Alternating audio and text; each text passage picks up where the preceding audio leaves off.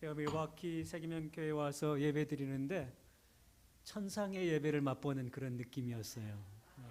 너무너무 귀하고 아름다운 예배인 것 같습니다. 제가 그 세기명교회 그 목회 방향을 보니까 너무 참 마음에 들어요. 세계명교회는 이민의 삶을 살아가는 1세와 2세들로 하여금 하나님의 사랑을 받는 자녀임을 깨닫게 하며 그 사랑을 삶 속에서 누리게 하고 받은 사랑을 세상에 전하도록 훈련하고 교육하는 비전을 가지고 세워진 교회입니다. 정말 이 방향처럼만 이 교회가 나아간다면 하나님께 큰 영광이 될 줄 믿습니다. 스티븐 컵이라는 분이 이런 말을 했어요. The main thing is to keep the main thing, the main thing. 뭔 말인지 잘 모르겠죠? 가장 중요한 것은 중요한 것을 가장 중요하게 킵하는 것이다. What would be the main thing in the life of church? 그렇다면 교회 생활하는데 생활 신앙하는데 main thing 가장 중요한 게 뭘까요? 그것은 하나님 사랑하고 이웃 사랑하는 것일 것입니다. 그런데 사랑하는 게 쉬워요, 어려워요? 어려워요. 쉽지 않아요. 그래서 사랑은 아무나 하나. 사랑을 하려면요, 지혜가 필요하고 기술이 필요합니다. 그리고 오늘 말씀을 통해서 예수님께서 우리를 사랑해 주셨는데 우리를 어떻게 어떤 자세로 사랑해 줬는가 같이 한번 우리 배웠으면 좋겠습니다. 제가 오늘 설교를 문제를 제기하면서 시작하려고 합니다. 제가 1980년 중반에 시카고 기독 청년연합회를 섬겼습니다. 청년연합회에서 여러 가지 사역을 했지만은 그 중에 하나가 병원 사역이었습니다. 시카고에는 스위디시 카버넌 하스피럴에 가서요, 매주 토요일마다 환자들을 만나고 환자들을 위해서 기도해주고 환자들의 얘기를 들어주면서 사역을 했습니다. 오랜 시간이 지났지만 아직도 기억나는 분이 한 분 있습니다. 어느 날 그 병원에 방문했는데 어떤 분이 침대 옆 의자에 앉아 계세요. 근데 그 방에 들어가니까 선물이 가득했습니다. 그냥 선물이 아니고 명품 선물들이 가득했습니다. 여러분 바바리 아시죠? burberry, 페라가모, 루이비통, 루이비통 그런 아주 명품 선물들이 그 방에 가득했습니다. 그래서 제가 할머니께 여쭤봤죠. What special day is it today? 오늘 특별한 날입니까? 그랬더니 71번째 맞는 생신이래요. 이 명품 선물들은 럭셔리 기프트는 누가 보내준 겁니까? 그랬더니 두 아들이 하나는 뉴욕에서 비즈니스를 하고 하나는 LA에서 비즈니스를 하는데 그 두 아들이 선물을 보내온 거라고 했습니다. 그런데 문제는 그 할머니가 전혀 기뻐하지 않고 있더라는 것이죠. 두 아들이 바쁜 가운데 어머님의 생신을 기억했습니다. 이건 굉장히 큰 사랑이죠. 생신을 기억할 뿐만 아니라 그 멀리서 UPS로 명품 선물을 보내왔습니다. 이건 더 큰 사랑이죠. 근데 문제는 두 아들이 사랑을 전했음에도 불구하고 그 어머니가, 그 할머니가 전혀 사랑을 느끼지 못하고 있더라는 것이죠.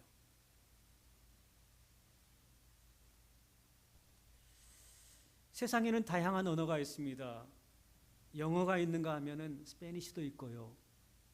포르투기스도 있고 아랍어도 있고 차이니스, 재패니스, 헬라어, 히브리어 여러 언어들이 있습니다. 만약에 영어만 할 줄 아는 사람과 한국말만 할 줄 아는 사람이 같이 만나서 대화를 하면은 서로 상대방이 무슨 말을 했는지 이해하기가 참 힘들 것입니다. 한국말만 할 줄 아는 사람과 영어만 할 줄 아는 사람이 사랑을 표현했다 할지라도 상대방이 그 사랑을 전혀 느끼지 못할 것입니다. 제가 아는 목사님 그 누님이 계셨는데요. 그분이 시민권 인터뷰를 갔다고 합니다. 시민권 인터뷰를 갔는데 그 심사하시는 분이 이런 질문을 했다고요. You miss Korea? 그랬더니 그 목사님 누님이 뭐라고 대답하면 No, I'm Mrs. Korea 라고 대답을 했대요. You miss Korea라는 얘기, miss라는 단어는 그리워하다라는 그런 동사거든요.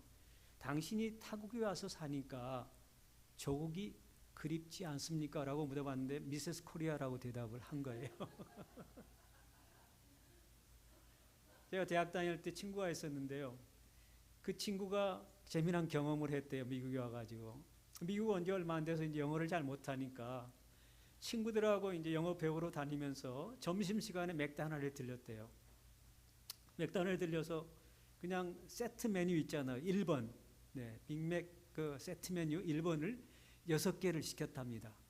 그랬더니 그 캐시웨지에서 일하시는 분이 이런 질문을 하대요. For here to go.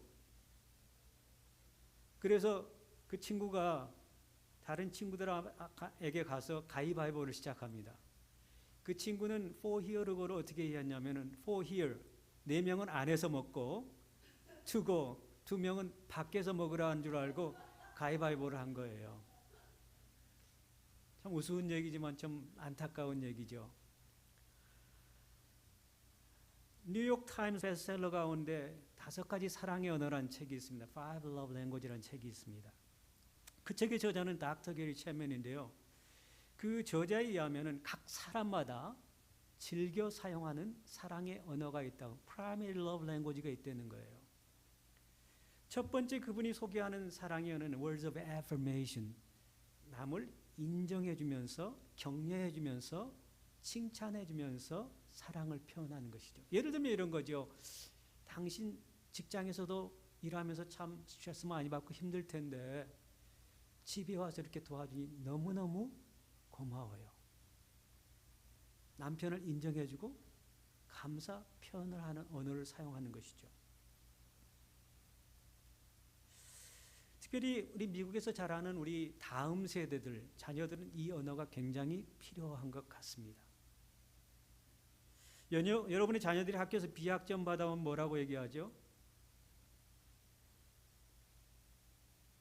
아이고 내 새끼 내가 숙제도 도와주지 못했네. B학점을 받아왔네.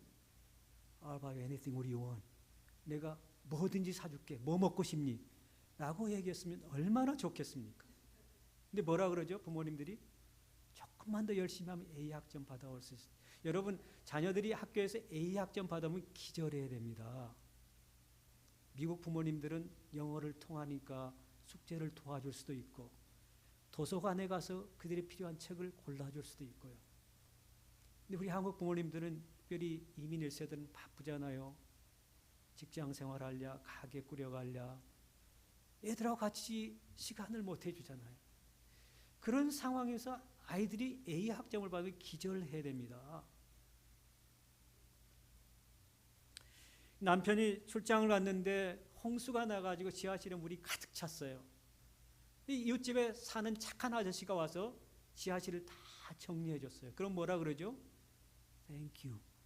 I thank you ever so much. I do not know how to thank you enough. 내가 뭐라고 감사해야 될지 모르겠다고 얘기하지 않겠습니까? 근데 홍수가 나가지고 지하실에 물이 가득 찼는데 남편이 그걸 다 치우면 뭐라 그러죠? 아무 얘기도 안 해요. 당연하게 생각해요. 당연하게 생각해요.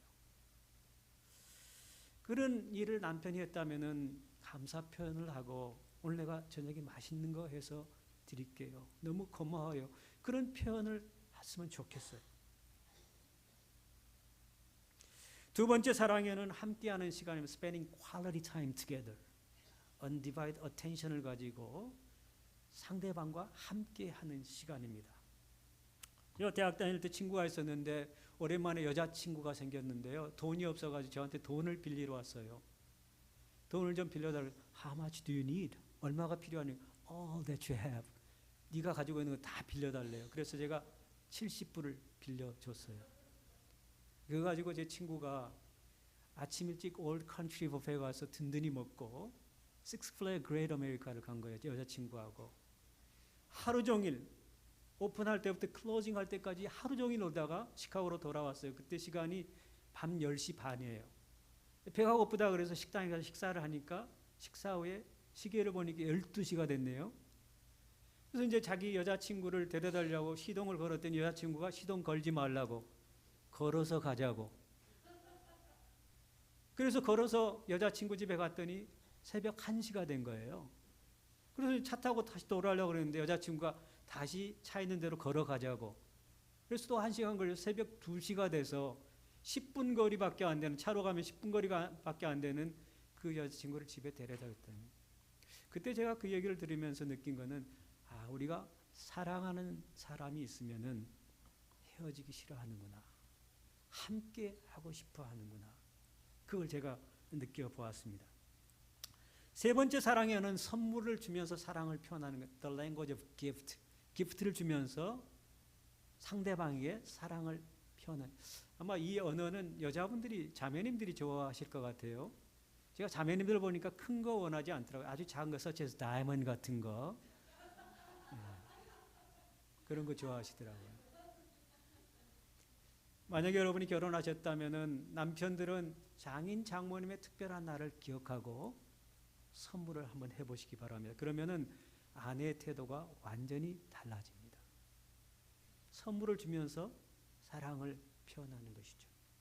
네 번째 사랑에는 육체적인 접촉인 the physical contact. 이 포옹을 해준다 할지, 악수를 한다 할지, 하이파이브를 한다 할지, 어깨를 두드려 준다 할지, 그런 신체적 접촉을 하면서 사랑을 표현하는 거예요. 이런 사랑의 언어는 특별히 사랑하는 사람이 돌아가셨을 때 장례의식에 가서 그들의 어깨를 두드려주고 격려하면 큰 위로를 받게 되지요. 마지막 다섯 번째 사랑의 언어는 the language of service. 봉사하면서 사랑을 표현하는 거예요. 제가 결혼해가지고 첫 아이가 태어났어요. 그 아이가 벌써 이제 40이 됐는데요. 그 아이를 돌볼 사람을 찾는데 마땅한 사람이 나타나질 않아요.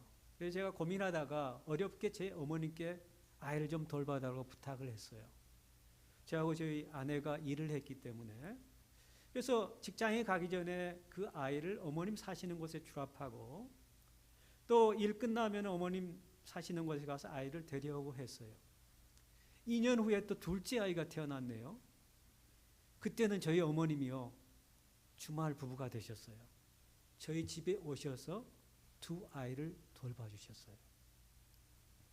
저하고 저희 아내의 사랑의 언어가 뭔가를 확인해 봤더니요, 저희 두 사람은 누군가에게 이 도와주는 사랑의 언어를 많이 사용하고 또 누군가가 저희를 도와줄 때 사랑을 금방 느끼는 것 같아요. 그래서 저는 저희 어머님이 2020년에 소천하셨는데 98세로 소천하셨는데 그 어머님이 두 아이를 돌보면서 얼마나 수고를 많이 하셨을까, 얼마나 두 아이를 위해서 기도하셨을까, 평생 잊을 수가 없는 거죠. 제가 지금까지 5가지 사랑의 언어에 대해서 말씀을 드렸습니다. 제가 서두에 소개하는 그 할머니 있죠, 병원에 계신 할머니. 그 할머니가 명품 선물을 받고도 왜 기뻐하지 않으셨을까요? 이유는 너무나 간단합니다.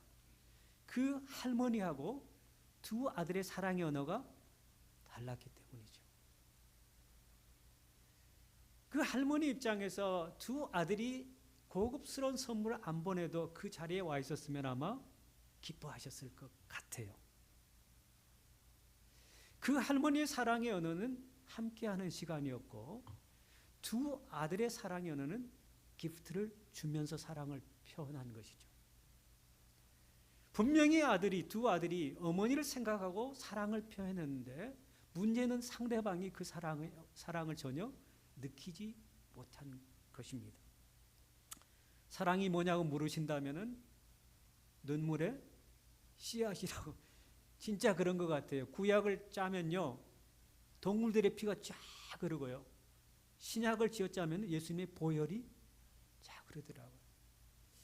저는 사랑을 이렇게 생각합니다. 사랑이 뭐냐고 물은다면은 사랑은 상대방이 잘 되기를 바라는 마음으로 표현하는 것이죠. 상대방의 니드를 채워주는 것이 사랑이라고 생각을 합니다. 오늘 본문 말씀 빌립보서 2장 5절에서 8절 말씀이 있는데요. 이 말씀은 예수님께서 우리를 사랑하실 때 어떤 자세로 사랑하셨는가, 또 어떻게 사랑하셨는가를 우리에게 말씀해 주고 있어요.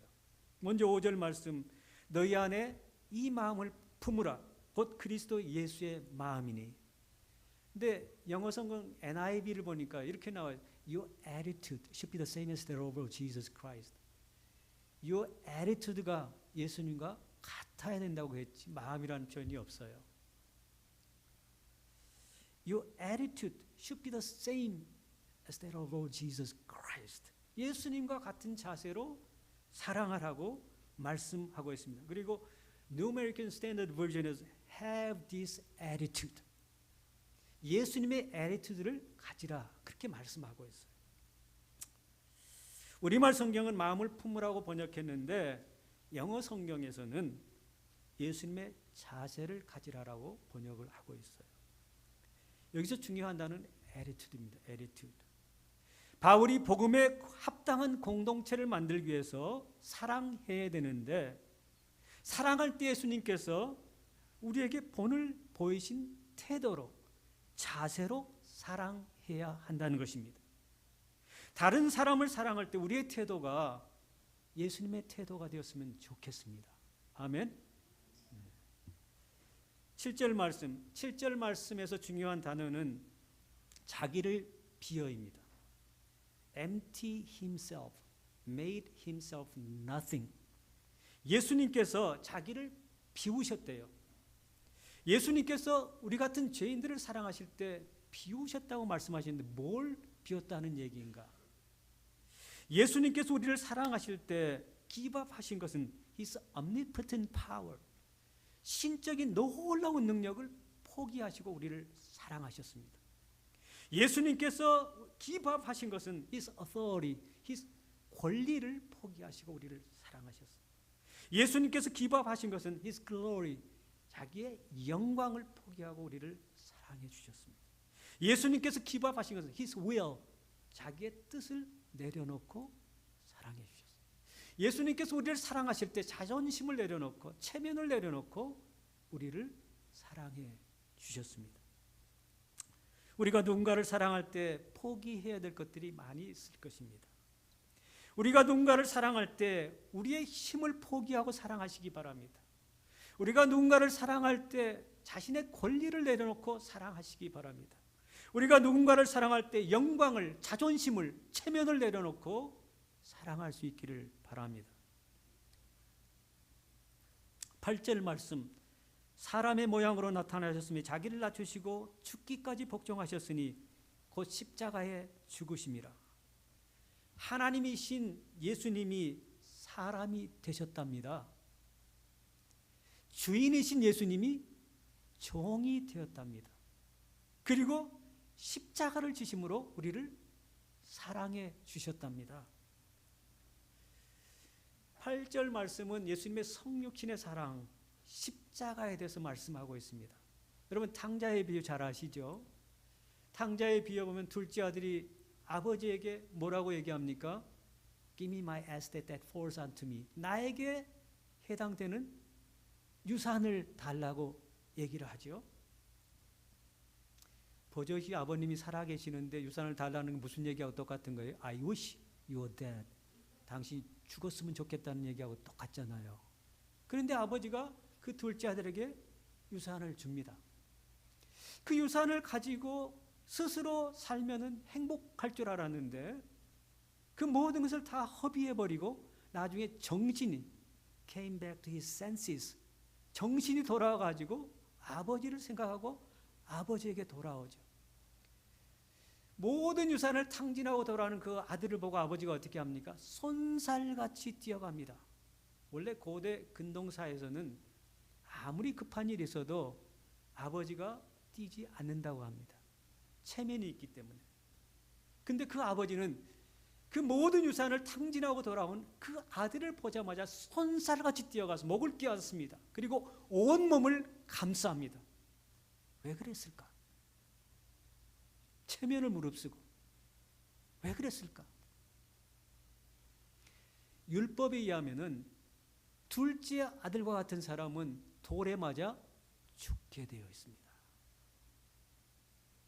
아버지가 그 모든 유산을 탕진하고 돌아온 둘째 아들을 보자마자 뛰어가서 감싼 것은 나는 죽어도 괜찮아. 너는 살아야 돼. 나는 죽어도 괜찮아. 너는 살아야 돼. 그게 십자가가 아닐까요?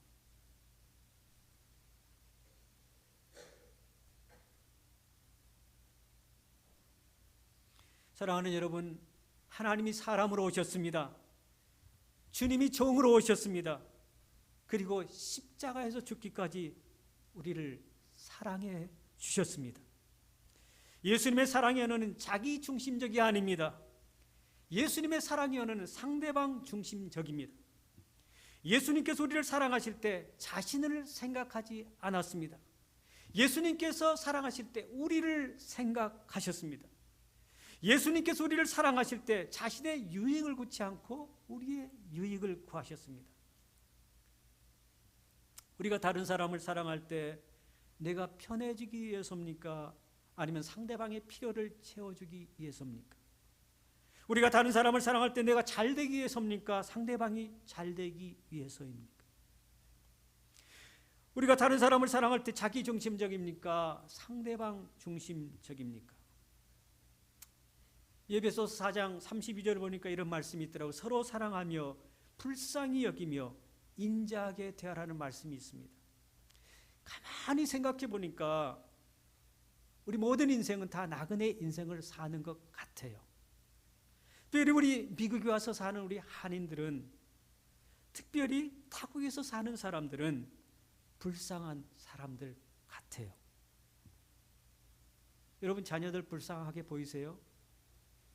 저는 언제부터인가 우리 다음 세대들을 보면요, 민들레처럼 보이기 시작했습니다. 여러분 민들레가 어디서 주로 자라죠? 잔디밭에서 자랍니다. 여러분 민들레 그 꽃 얼마나 아름다워요. 샛노란 색깔을 띤 하나님의 놀라운 창조의 역사잖아요. 근데 그 민들레가 잔디밭에서 자라는 게 어려움을 겪게 되는 거예요. 잔디보다 키가 작으면 전혀 문제가 없어요. 근데 잔디보다 키가 커지면 어떻게 되죠? 잘라버려요. 때로는 밟아버려요. 때로는 뿌리채 뽑아버려요. 우리 얼굴 색깔이 민들레 색깔 아니에요, 여러분? 마치 잔디는 미국에 사는 그 주류 메인스트림 그런 사람들.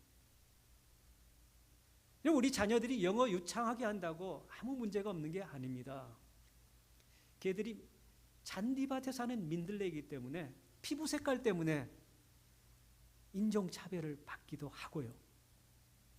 거기다가 공부를 해야 되니 얼마나 스트레스가 많겠어요. 여러분이나 저는 민들레 밭에 사니까 괜찮아요. 그렇죠? 근데 우리 자녀들은, 다음 세대들은 잔디밭에서 경쟁하며 살기 때문에 대단한 스트레스가 있을 것입니다. 여러분 자녀들을 불쌍히 여기시기 바랍니다. 하나님은 다윗을 볼 때 목동으로 보지 않고요, 왕으로 보았습니다. 하나님 나라를 이끌어갈 왕으로 보았습니다. 여러분의 자녀들을, 다음 세대들을 하나님 나라를 이끌어갈 왕으로 보시고 그들을 위해서 기도할 수 있기를 바랍니다. 그들에게 격려하고 그들을 인정해주고 그들을 칭찬해 줄 수 있기를 바랍니다. 그리고 시간을 많이 보내줄 수 있기를 바랍니다. 이 세대뿐만 아니라 다음 세대뿐만 아니라 우리 1세들도 미국에 산다는 그 자체가 굉장히 힘든 것 같습니다. 일단 언어가 다르죠. 생활 양식, 사고방식 모든 게 다릅니다. The way of living, way of thinking, everything is different. 그래서 스트레스가 엄청납니다. 제가 목회할 때, 지금은 은퇴했지만 목회할 때 우리 교인들 가운데 요식업을 하는 분들이 많아, 식당업을 하는 분들이 많았어요. 한식, 일식, 중식 다 했는데요. 한 번은 신방을 가서 그 음식점 하는 집사님에게 이런 얘기를 들었습니다. 목사님, 음식점 하는 게 간단한 일이 아니에요. 일단 음식점을 하면요, 인플로이보다 먼저 가야 돼요. 먼저 출근해야 돼요. 그리고 음식점 하면 영업하는 시간이 굉장히 길어요. 그리고 식재료를 미리 준비해 놓아야 돼요. 그리고 카운티에서 수시로 인스펙션이 나와요. 항상 긴장하면서 깨끗하게 청결하게 잘 유지를 해야 돼요. 일할 사람 찾기도 어렵고 일한 사람들을 비유 맞추는 것도 보통 어려운 일이 아니래요. 특별히 어떤 스페니시 친구들이 이제 우리 한인 식당에서 많이 일을 하는데 차가 없는 인플로이들은 우버를 시켜서 데려오고 데려다 준다고 합니다. 음식점 하는 게 간단한 문제가 아니더라고요. 그리고 여기도 그런가요? 시카고에는 한인들이 주름 잡고 삽니다. 세탁소를 많이 한다는 얘기예요. 한 번은 세탁소를 하는 우리 집사님 가게를 제가 신방했는데요. 제가 가게 들어가자마자 그때가 여름이었는데 온도계를 저에게 보여줬어요. 온도계를 보고 제가 깜짝 놀랐습니다. 110도. 이 집사님 어떻게 이런 데서 일을 하세요? 그분이 세탁업 하면서도 새벽 예배도 안 빠지고 교회도 열심히 섬겨요. 참 대단한 집사님이다 하면서도 좀 짠한 생각이 들었습니다. 이 집사님은 비즈니스를 하는 게 아니라 치열하게 비즈니스를 하는구나. 짠한 마음이 들었어요. 세탁업 하시는 분들 존경합니다. 또 뷰티 서플라이하는 집사님이 계셨는데 뷰티 서플라이하는 가게를 신방을 갔더니 그 집사님이 저에게 제 기술을 이렇게 보여주면서 이 방탄조끼를 보여준 거 있죠. 그 허리에 권총을 보여줬어요. 그래서 이분들은 비즈니스를 하는 게 아니라 목숨 걸고 비즈니스를 하는구나. 그 생각을 한번 해봤습니다. 여기 미국에 사는 남편들도 참 불쌍한 것 같아요. 한국에 있으면은 전문직 일을 하면서 잘 살 수 있을 텐데 미국에 오면은 전문직 가진 분들이 거의 없잖아요. 보통 사람들이 하는 그런 잡을 갖게 되잖아요. 아내들이여 남편을 불쌍히 여기시기 바랍니다. 아내들도 참 불쌍한 것 같죠? 제가 한국에 방문할 게 한 7, 8년 전인가요? 한국에 방문했는데 저희 처형이 3박 4일 여행 패키지 티켓을 끊어줬어요. 그래서 45인승 관광버스를 탔는데요. 제가 깜짝 놀랐습니다. 남자는요, 저하고 운전사밖에 없는 거 있죠? 전부 다 여자예요. 이 자매님들은 한국에 계셨으면 여행 다니고 맛있는 음식 먹으러 다녔을 텐데 미국에 오셔서 대부분 다 일을 하시잖아요. 그러시죠? 남편들아 아내를 불쌍히 여기시기를 바랍니다. 사랑하는 여러분, 여러분 자녀들을 불쌍히 여기시기 바랍니다. 그리고 예수님처럼 예수님의 태도로 사랑해 주시기 바랍니다. 그들을 격려해주고 칭찬해주고 인정해주면서 하나님 나라의 왕으로 모실 수 있기를 바랍니다. 아내와 남편을 불쌍히 여기며 예수님처럼 사랑하시기 바랍니다. 구역원들 불쌍히 여기며 예수님처럼 사랑할 수 있기를 바랍니다. 직장에서 상사들을 불쌍히 여기고 동료들을 불쌍히 여기면서 예수님처럼 사랑할 수 있기를 바랍니다. 숙제, 집에 가시면은 가족들과 둘러앉아서 제가 소개한 5가지 사랑의 언어를 한번 확인해 볼 수 있기를 바랍니다. 내 자녀의 사랑의 언어는 뭘까? 우리 부모님의 사랑의 언어는 도대체 어떤 것일까? 내 남편의 사랑의 언어는, 내 아내의 사랑의 언어는, 우리 구역원의 사랑의 언어는 뭘까? 한번 확인해 보시고 상대방의 사랑의 언어를 찾아서 그 사랑을 표현할 때 그 자리가 천국이 될 줄 믿습니다. 함께 한번 기도하실까요?